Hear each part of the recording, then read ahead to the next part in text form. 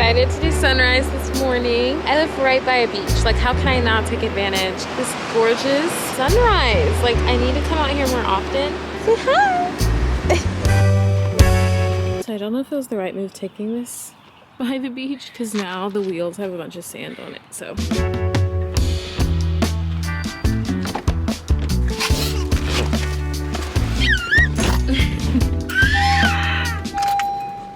I just felt like I really wanted to catch a sunrise this morning. I feel like I don't take more advantage of where I live, which is on the East Coast, so the sunrise is on the side, so it's a little bit harder to catch sunrise versus like a sunset.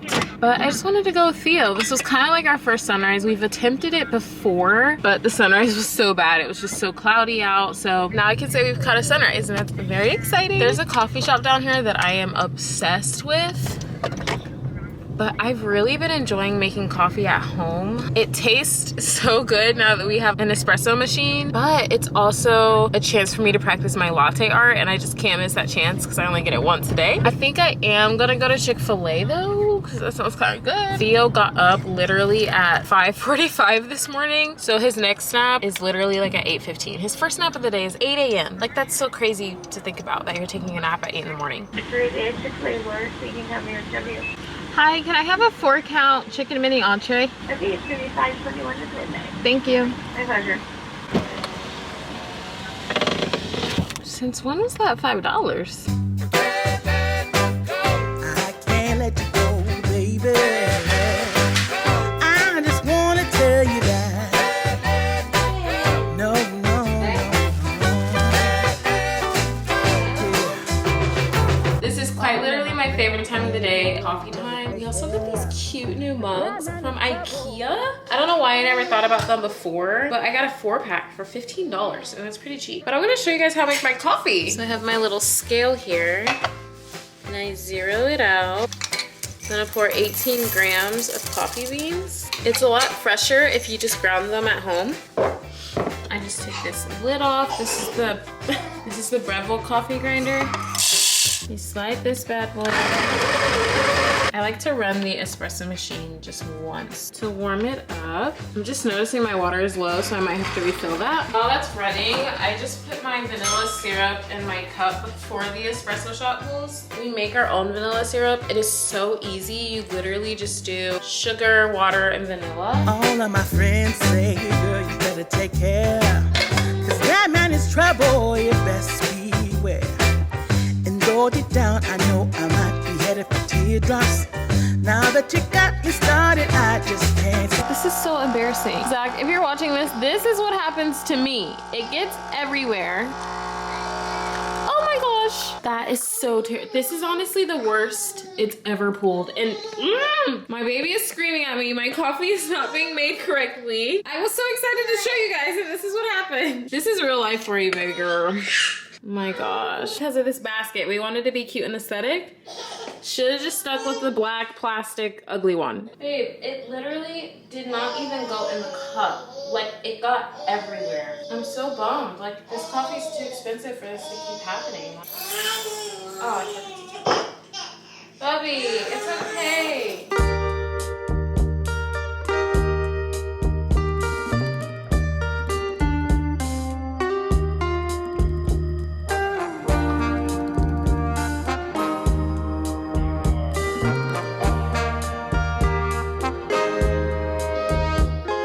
I was so excited about this, and it doesn't even taste it. It tastes weird. Something's off.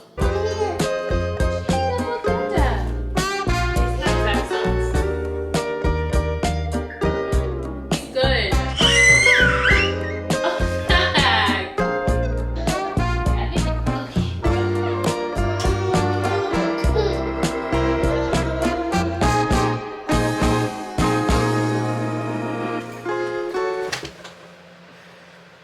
Honestly, moments like that can't make up.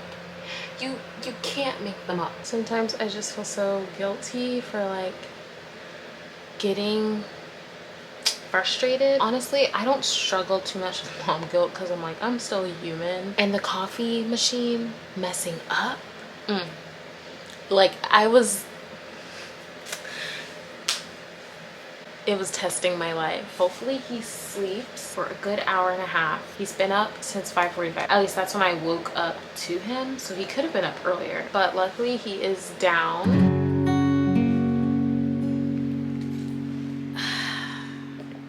I really need to read my Bible. I have been struggling so bad just with life overall as of late. We have a lot of things going on in our family, and so it's just been really hard, to be honest, y'all, to see the Lord as faithful sometimes. We're gonna keep it real vulnerable because this is just what it is, and I'm confident that there is multiple people who feel this way sometimes. But do you ever have situations in your life where you know, like in a blink of an eye, the Lord can fix it? The Lord can literally just fix what is going on, but he doesn't. And I know that he has a greater plan in store, and I know that he's never failed us before, and he's not going to start today, March 2024. Like, I know that he will take care of us, but sometimes I'm just like, my prayers with the Lord are just like, okay, like I'm ready for something to happen. It's just been hard to, I guess, like spend time with him. I've just been feeling really downcast. Like, don't be so downcast, my soul. Like, that's how I've been feeling. And there are Psalms in this book, and I feel like David, the psalmist, like I feel like I'm literally going through my personal book of Psalms where I'm like, oh my gosh, Lord, you've made me a target for all of your arrows and my soul is heavy. There's literally a verse where it says, Lord, leave me alone so I can smile again. That's so sad. And then I'm gonna read this really depressing book, but it ends on a great note. It's Lamentations 3. So the title is called Hope in the Lord's Faithfulness. I don't know. Sometimes I feel like I'm being dramatic, and then I read chapters in the Bible like this and I'm like, okay, I'm not alone in thinking this. It says, I am the one who has seen the afflictions that come from the rod of the Lord's anger. He has led me into darkness, shutting out all light. He has turned his hand against me again and again all day long. He has made my skin and flesh grow old. He has broken my bone. He has besieged and surrounded me with anguish and distress. He has buried me in a dark place, like those long dead. He has walled me in and I cannot escape. He has bound me in heavy chains, and although I cry out and shout, he has shut out my prayers. The drama, like I'm just like, that's how I feel sometimes. He's great, but right now I feel like this is just where I'm at right now, you know? He's blocked my way with a high stone wall. He has made my road crooked. He has hidden me like a bear or a lion waiting to attack, leaving me helpless and devastated. He has drawn his bow and made me the target of his arrows. Okay, look at me knowing that verse. I mean, I probably should memorize the positive ones. He has shot his arrows deep in my heart. My own people laugh at me all day long. They sing their mocking songs. He has filled me with bitterness, and he has given me a bitter cup of sorrow to drink. Peace has been stripped away, and I have forgotten what prosperity is. I cry out, my splendor is gone. Everything I had hoped for from the Lord is lost. The thought of my suffering and homelessness is bitter beyond words. I will never forget this awful time as I grieve over my loss. Yet, I dare to hope. The faithful love of the Lord never ends. His mercies never cease. Great is his faithfulness. His mercies begin afresh every morning. I say to myself, the Lord is my inheritance, therefore I will hope in him. The Lord is good to those who depend on him, to those who search for him. So it is good to wait quietly for salvation from the Lord. And it is good for people to submit at an early age to the yoke of his discipline. Let them sit alone in silence beneath the Lord's demands. Let them lie face down in the dust. For there may be hope at last, for no one is abandoned by the Lord forever. Though he brings grief, he also shows compassion because of the greatness of his unfailing love. For he does not enjoy hurting people or causing them sorrow. I feel like that verse is so important because sometimes I'm just like, okay, Lord, why is there nothing shifting in my life? How come nothing is coming to fruition? Like, why am I still waiting? Why am I constantly still praying the same prayers and nothing's happening? And this is truth, y'all. This Bible is solid, foundational truth. And so to read this verse where it says he does not enjoy hurting people is so crucial to like your view of him. And even when you're talking to unbelievers, this is solid truth. You can say, you know, the Lord does not enjoy hurting people. It's never been his will to hurt people. Anyway, I just feel like right now I am in this, but I have to remember the second part of it, which is reminding myself of the Lord's unfailing love, his faithfulness. It's so important to stay in your word. Like, I go one day without it and I feel literally starved. and my mind is not renewed, and I'm struggling with anxiety, I'm fearful. And even on the days this is the last thing I really want to do, like I have days like that, and I burn for the Lord, y'all. I love him. I am not a lukewarm girly. Like I love my word, and I still have days where I'm like, I just don't want to read right now. I just feel sad. I just feel like this isn't what I want to do, with the knowledge of knowing that his word is the only thing that is going to make me feel better, is the only thing that's going to get me out of a funk. So yeah, we're going to read, just me and the Lord. But if you're watching this and you feel like you're going through a season, obviously that's something Christians say, season. I think it's funny, but it's like a season of our life. Like I'm the main character. This is season 5. Okay. If you feel like you're in a season of your life where you just feel like you're a target for all of the Lord's arrows, remind yourself of his faithfulness. He will give you joy in the measure of your former misery. That is a promise. That is in the Bible. This is truth. He will never fail. He will take care of you. And read your Bible. Read your Bible.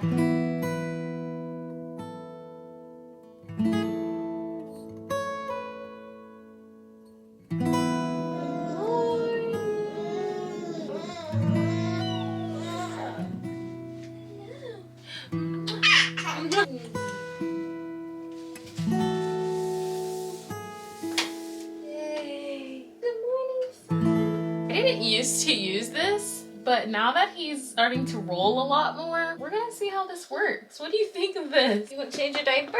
The best way to distract him sometimes is to just let him hold anything and everything. Say all clean. Say all clean. He doesn't have any teeth yet. He's 7 months. No signs of teeth. But I'm kind of happy about that because I'm breastfeeding right now, and I heard breastfeeding when they have teeth is actually kind of terrifying. So maybe I'm okay with the fact that he doesn't have teeth yet. We need to wipe your face, Bubby. We need to wipe your face. It's crusty.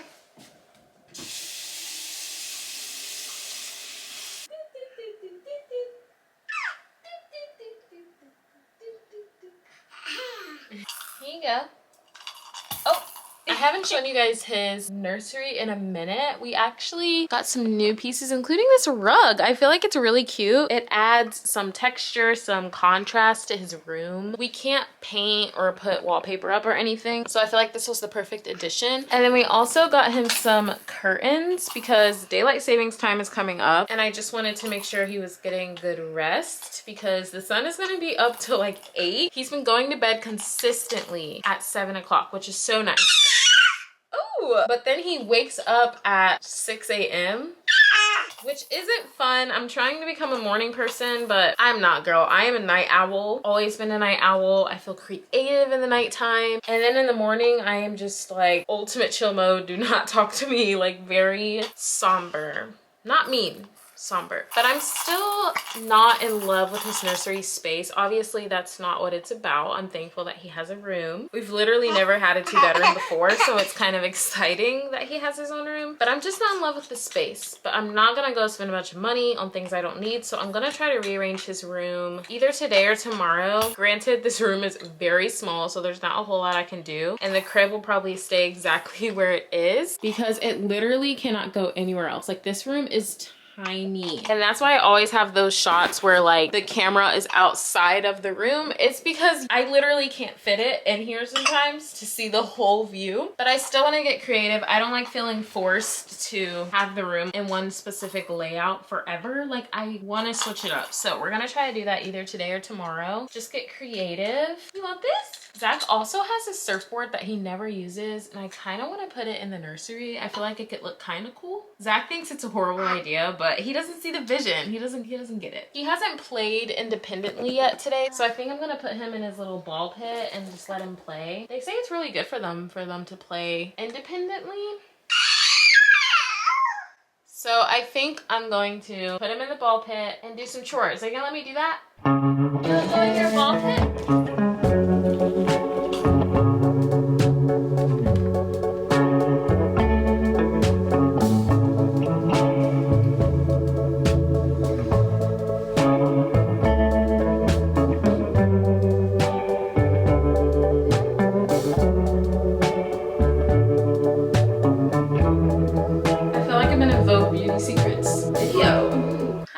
So I'm gonna try to attempt a slick back bun. Why did I say slick back?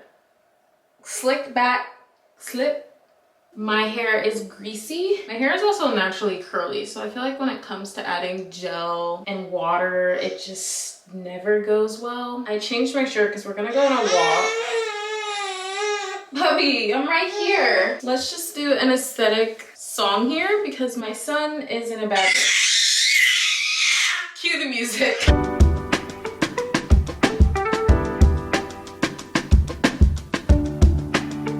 Hair is done. I don't know if it looks good. See, it's already curling, so that's why it's hard for me to do any sort of slick back. But I think we're gonna go outside for a walk. He usually does better outside. Gives you more to look at, huh? Don't put that side in your mouth. You wanna brush your hair too? I've been literally terrified to start solids. It just scares me, especially being alone with him and Zach not being here. It just makes me so nervous when he starts gagging and choking. And I know that it's good for him. I just, not a fan. I ordered these bibs just to basically motivate myself to feed him because I always end up not doing it because I'm like, oh, it'll get so messy, and it just does not motivate me to do it whatsoever. But I got these bibs. This is so cute. I got a pack of 5 for literally $10 on Amazon. So hopefully this will motivate me. We're using these kinds of bibs, but his sleeves and everything still gets so messy. So hopefully this will prevent like the crazy messes. Trying to decide if I want to feed him solids today. It just scares me so bad. I hate everything about it. But he's being really fussy today. Our walk literally lasted 2 seconds. So I don't know if we should go somewhere. Sometimes he does better when we're out and he can people watch, but I really don't want to go out because then I'll spend money on things that I don't need.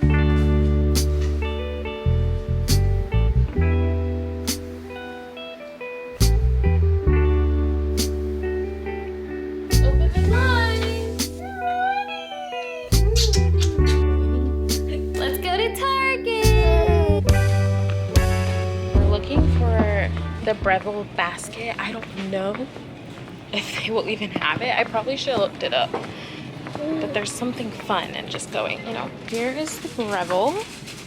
As far as having the basket, I'm not seeing it. Looks like it's called a portafilter and they do not sell individual ones, which is so unfortunate because literally Walmart sells them, but Target does. Okay.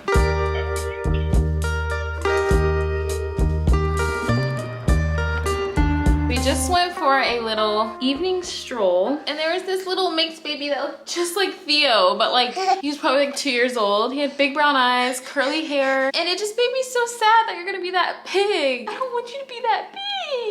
And the dad or whoever was with him was like, you used to be that little and now you're a big boy. And it made me so sad. Like, I don't want you to be a big boy. I want you to stay small forever. I can't cook dinner until Zach gets here because he will scream at me the whole time if I'm not right up on him. Also, he does that. He like holds his breath and it scares me. Go. Look who's home, Daddy. Now that Zach is home, I'm going to cook dinner because Zach keeps Theo very entertained. Tonight we are making pasta, bread, and stuff. I got love, love. I got love, love. I got love, love. I got love. Some people say money gets you everything, but it don't make me happy. It's not the reason my heart sees. What I've got, you couldn't put a price on that, 'cause I got something real. I got love, love. I got love, love. I got love. Your day looks like this on the regular. You are a super mom. We are super moms. We are superheroes. You're doing a good job. If you don't hear that enough, you are doing a good job. I'm so proud of you. This is for you. If you're still here, this is for you. Love you. Bye.